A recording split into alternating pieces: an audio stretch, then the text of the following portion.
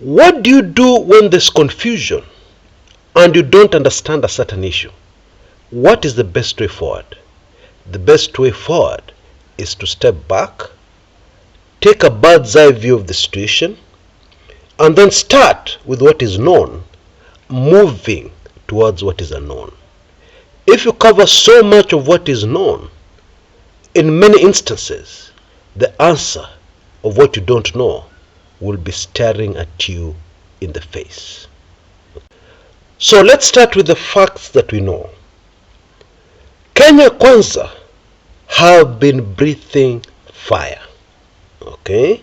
They have not shown any signs that they're interested in any negotiations. Okay? Kenya Kwanzaa have played the role of being very defensive, protecting the presidency. That is really the priority of Kenya Kwanzaa. And that is why even talks are a threat to the Kenya Kwanzaa UDA presidency. That one we know. We also know that the maandamano on Tuesday were very strange maandamano. But we also know that Azimio outsmarted UDA. Okay? There's a newspaper headline, Daily Nation in Kenya, on the following day, which told us why Raila's Azimio protests flopped. Okay? And if you're a visitor to Kenya and you don't know what's happening, or if you're naive, you would have believed that headline.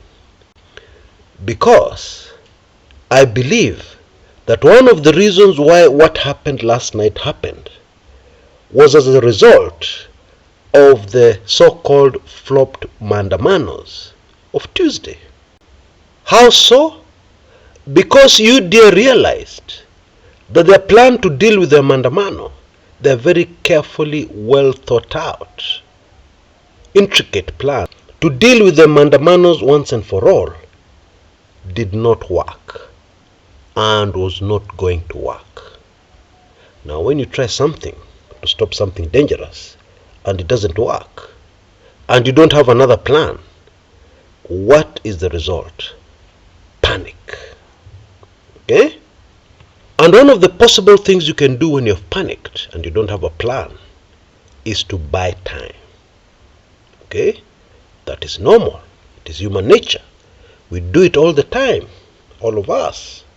In other words, what I'm saying is that the Tuesday mandamanos were the most successful, impactful mandamano Azimio has ever had since this whole crisis started. Very senior people within UDA and UDA bloggers and UDA politicians were telling us before Tuesday's mandamanos that something bad would happen to some of the Azimio leaders. But Azimio announced clearly, in clear language, that the mandamanos were still on. Yeah, they would go ahead according to plan. However, those leaders who bad things were supposed to happen to, they were nowhere to be seen. They were not there, yeah, for those bad things to happen. So what do you do when this was your plan? The simple plan of UDA was to portray the mandamano as destructive. Properties destroyed, things are disrupted, people's property stolen, etc., etc. And of course, they went full blast on that script. But then there were no demonstrators to complete the picture. They were nowhere. A matatu is just burning by itself.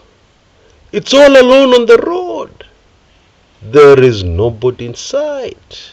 There is no sign there was anybody there.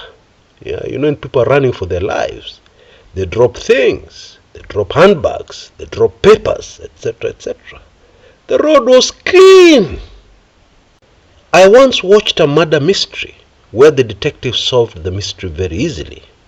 And the biggest clue, what helped them solve it, was that the murder scene, that the scene of crime, was too clean, too neat. suggesting that it was set up to look like that.